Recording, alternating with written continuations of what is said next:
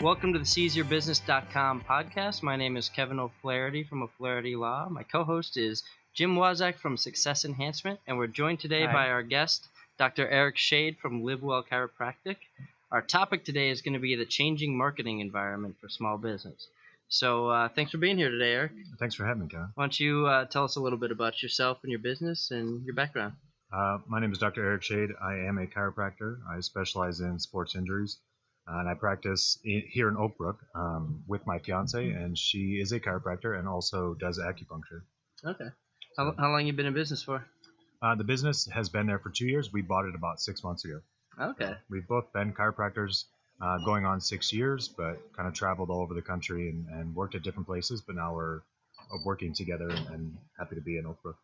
So what got you interested in being a chiropractor in the first place?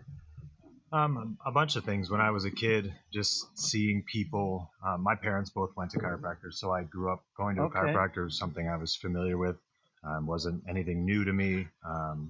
So going through school, my girlfriend actually started getting migraines, went the medical route. It didn't end so well.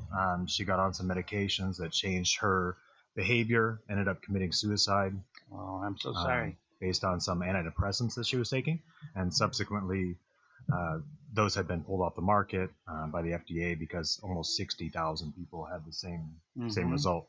So chiropractic is basically alternative healthcare to helping people solve those types of problems like migraines without the use of medications, and that's what got me into it to begin with. You know, I think a lot of people have the impression that chiropractors, you got a backache or something, but really, if your body's not in alignment, there could be a lot of other issues that don't manifest themselves necessarily in back pain.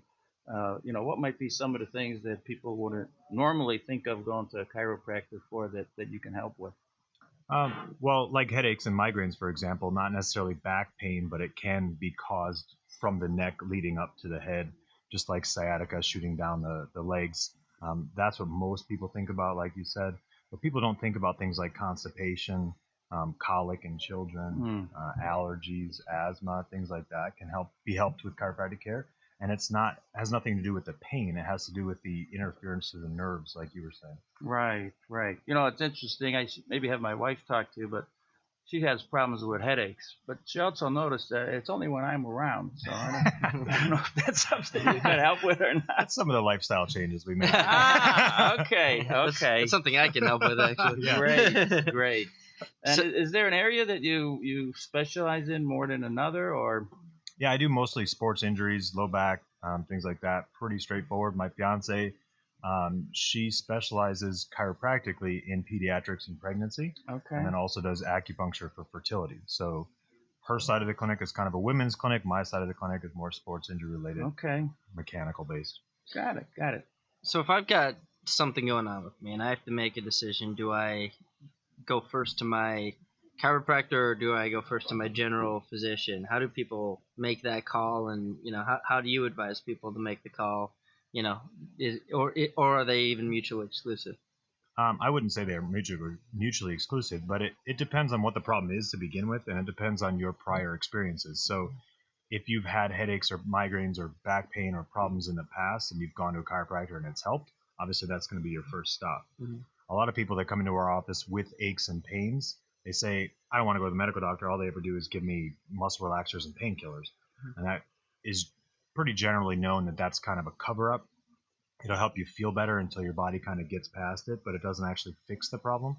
So the differentiating factor there is whether or not you want to be medicated until you feel better or to fix the problem so it doesn't come back in the future. That's more the pain-based model. Things like asthma, allergies, insomnia, a lot of those patients are actually referred to us by their primary care.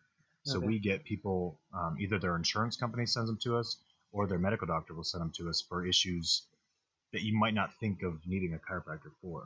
So tell me about your experience in getting your business off the ground, from the purchase onward, and a little bit about what you've been doing to market it. Well, I've had two businesses. I built one and then sold it, and then moved back here and bought this practice. So in my field, specifically in my career being a chiropractor, it's pretty well known that throughout school they teach you how to be a good chiropractor, how to be a good doctor, but they don't teach you much about business. So knowing that ahead of time, I got my business degree to help kind of get the ball rolling when it comes to marketing, following statistics, all the things, the bookkeeping and so forth. So I've made my fair share of mistakes too, just like everybody I'm sure has. But I like marketing. When I was in my getting my business degree, I excelled at marketing. I like marketing, and we were just talking how the marketing environment is changing because so much now is done on social media and on cell phones. Even appointments are booked online now. People don't even have to call the office. So when we market to patients, we need to be conscious of how they're getting our information. We're not going to put an ad in a newspaper anymore because we know who reads the newspapers, and if those aren't the people that we want in our office, then we don't market to them. And also, not a lot of people read print ads and stuff anymore. So there's a lot of information to sort through. There's a lot of people that will sell you marketing material, but you have to be wise enough to know which ones work and which ones don't. So how do you make that judgment call? What's your marketing plan? Well, with us, there's the big thing with marketing, in my opinion, is having lots of different sticks in the fire. You can't just do one thing. A lot of people bank on one event or one media, and it doesn't really work that way. We find that we get several different people from several different categories. If we were to give up one, we'd add another one, but you never just count on one means for meeting new patients. So what are some of the different sticks in the fire that work for you? We like Google. We like all the online stuff. You got to make sure your Google ads are up to date. Make sure you're found on the map. If people are looking for you, make sure that your address is correct. Make sure they can find you. Make sure there's good pictures of your office, of yourself, of what you do.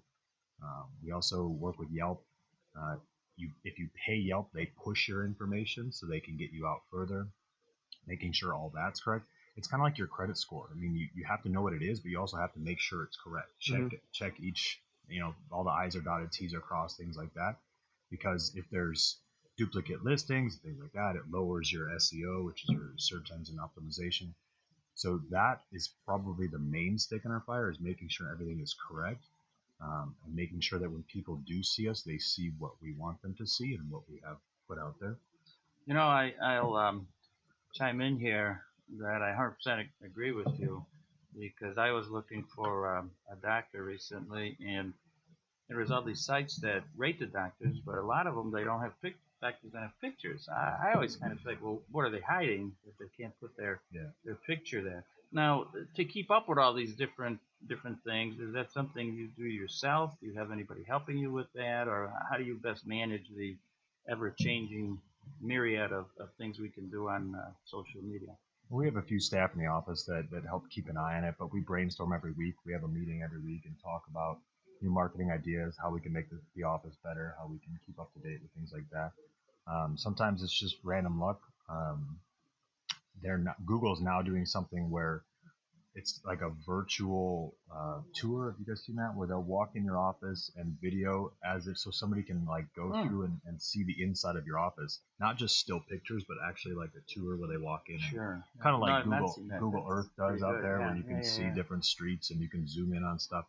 So they'll do that in your office. So like you said, if you have nothing to hide, just put it all out there. People get the whole experience of being there without even being there. So how does that work? Do you make an appointment and a team from Google comes out and video? They just came in one day and told me about the new technology and stuff and offered it to us. So I imagine once people start hearing about it and searching for it, and then it'll be more popular.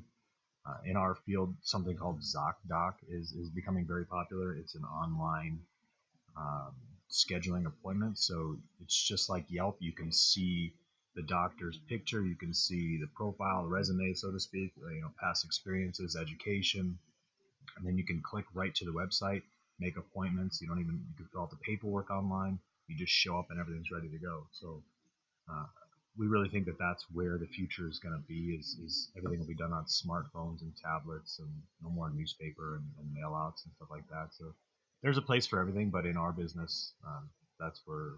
Do you do any event marketing? I know I've seen some chiropractors in what seems to me is kind of odd places, like at the golf show or something like that. Is that something you've done? Has it been effective or not? Something I've done in the past, and the reason that it continues that is that, yeah, it's very effective. Okay. It's basically one-on-one selling, so you're meeting the person, talking to them about their specific issue. Mm-hmm. If you were to drive down the street, I'm sure you saw a chiropractor on the way here. You saw a Mm-hmm. sign. That doesn't instantly make you want to pull in and go talk to the chiropractor about some issue you've been having, or sleeping at night, or low back pain, or some sort of headache you've been dealing with. But when you get a chance to talk to a chiropractor one-on-one and say, you know, I've been having this problem that's been going on. It doesn't really bother me that much, but you get a little bit of information. Once you get that chance to talk to somebody about it, you're more likely to actually commit to coming into the office. So a lot of chiropractors like to talk to people face to face, and it is an effective way of marketing. It's time consuming for the doctor and for the office, but a lot of times it's what people go back to because that's something they did years ago. So as someone who you took over this business, I guess maybe you had some built-in clients, but as you were trying different marketing approaches, what would you say is maybe a mistake you wish you hadn't done, and what can maybe our viewers avoid in building their business? With this practice, I'm happy to say we haven't made too many big mistakes as far as marketing. We've done really well since being there. We've tripled the business in the past 5 months, so that's been really good for us. It's constant work, marketing and doing that.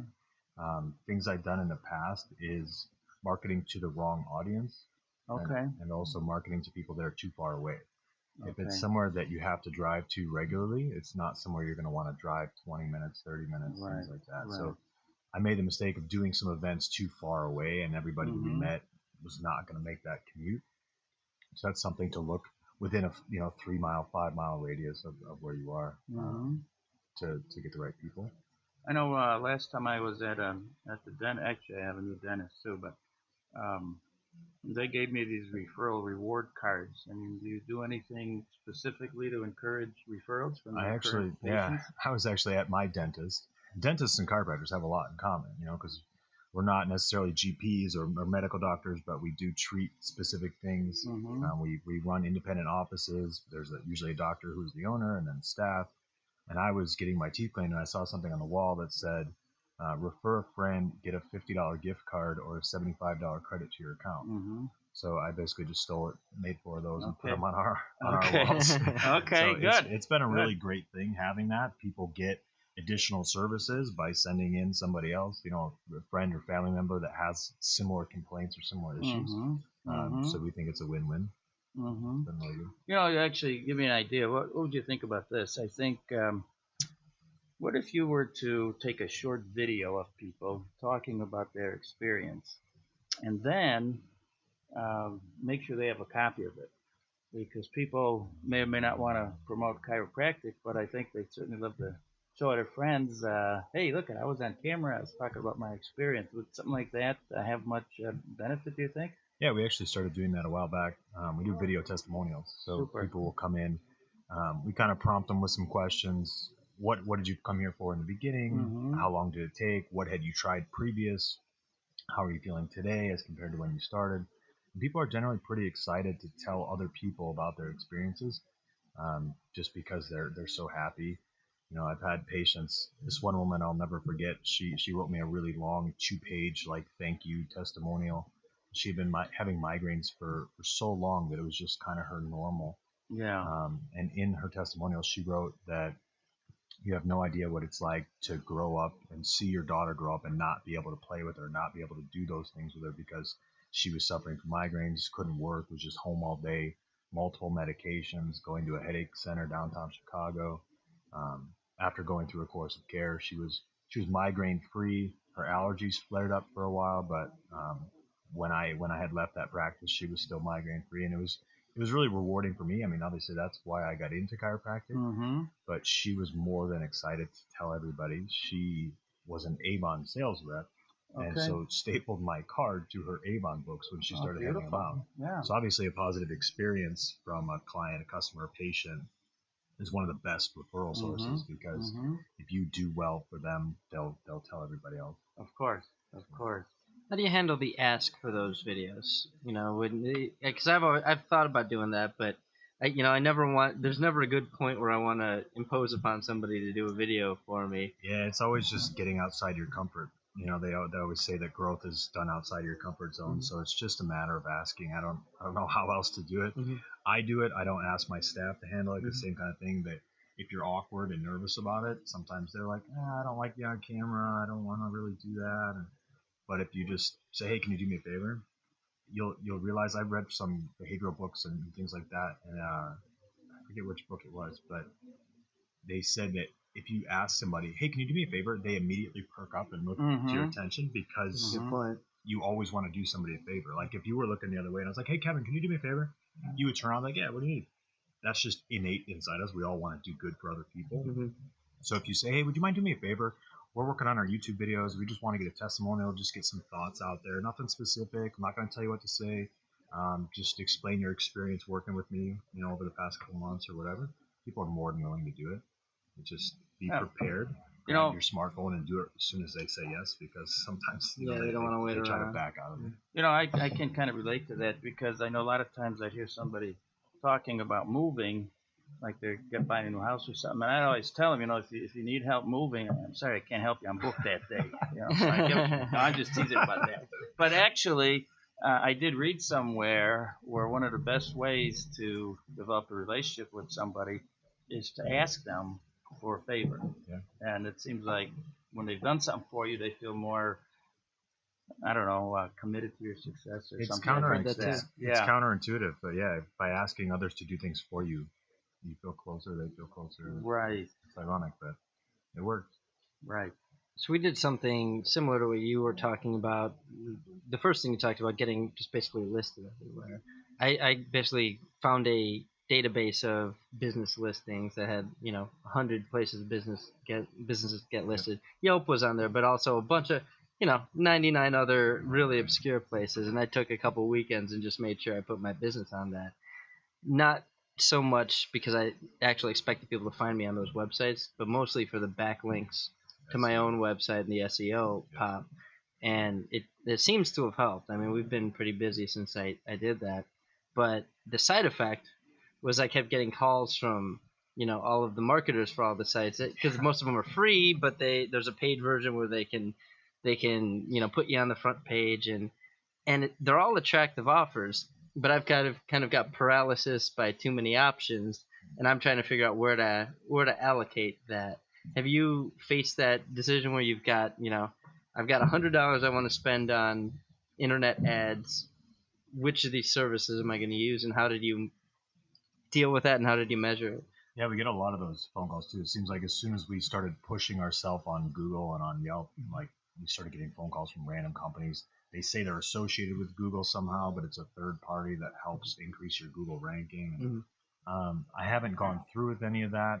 My best way personally, I don't know if it's applicable to other people, is I have kind of a network of other chiropractors, other small business owners. So just like us, asking other small business owners what they do and what's worked for them. So like with ZocDoc, I asked about 600 other chiropractors all over the country, what do you guys think of this? Are you doing this? Is it worth it?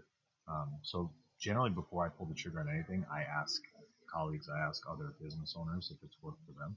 Do you have a set marketing budget, or do you just kind of take it idea by idea and say, I'll throw a couple $100 at this and see if it works? What I've learned is 10% of whatever you collect monthly. So if you're doing $50,000 a month, you spend $5,000 a month on marketing, because you would expect your return to be 10 times. So that's just kind of the straightforward what they teach in business school. Okay. I don't know if that's exactly where we're at every month. Obviously, the less you spend, the better, and not wasting money on things that aren't going to give you that return on investment. But you use that as a benchmark. That's kind of a general rule. Both my parents own businesses. I should have said that too. So I kind of grew up understanding business, knowing the bottom line, and just I always knew I was going to run my own business. So my father and I actually talk about that sometimes too. Like, what do you do for marketing? How much do you spend? What's worth it? What's not worth it? But like with things like Groupon, you have to be prepared for the influx of new people. I've seen and experienced as a consumer. I heard that. My fiance and I went downtown and got a brunch downtown Chicago. It's like $29 for breakfast and unlimited mimosas and Bloody Marys. Horrible experience. There was a bartender, a bar back, one server, about 60 people there. I imagine most of them were Groupon. Took forever to get our food. By the time we got there, it was burnt and cold. So that creates a negative feedback loop where you're getting all these new people to have bad experiences, and then they all post it online. Sure. So it's there's kind of a growth maximum you want too. You don't want to grow so fast that you can't handle it, but you want to continue to grow over time. So I think that's something to be cautious of too. Do you have anything in place like a advisory board or council of business people that you talk to from time to time? Yeah, we created a Facebook page, so we have, like I was saying, the other chiropractors and stuff that I communicate with and ask questions to. I think it's a good idea for any small business owner to have a network of other doctors or other similar health professionals, or in your case, other lawyers, but also just other small business owners. So whether you're in a networking group or some other kind of group, having an online thing I think is important because you can ask and get like immediate feedback. This happened to me today. What do you guys think? Is this something I need to act on? Things like that. So yeah, currently I'm in a group of about almost 700 chiropractors. So we communicate pretty much all day, every day. Any random question I have, anything like new marketing, somebody calls me and wants me to buy this or that, or something I'm not familiar with, I can ask people that have been doing it for 20 years. And that's been one of the most important things for me, because it's like having a group of mentors or paying for a coach. I think everybody should have a coach or somebody to look up to, a mentor. So having a group of them has been really beneficial for us. Do you do anything on YouTube in terms of promotion? We did a promotional video that was shot professionally, kind of an interview, but then also the inside of our office, some pictures, the outside of the office, just showing where we are and what we do. And then video testimonials posted to our website. One thing that I find sometimes frustrating is most people's websites will have a spot that says contact us or ask a question or whatever. And it's amazing how infrequently I get an answer to those questions.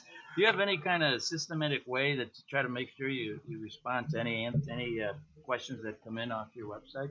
Yeah, being that I think the future is that, I have everything go straight to my phone. So the website has its own separate email, which is forwarded to my personal email, which I check on my phone.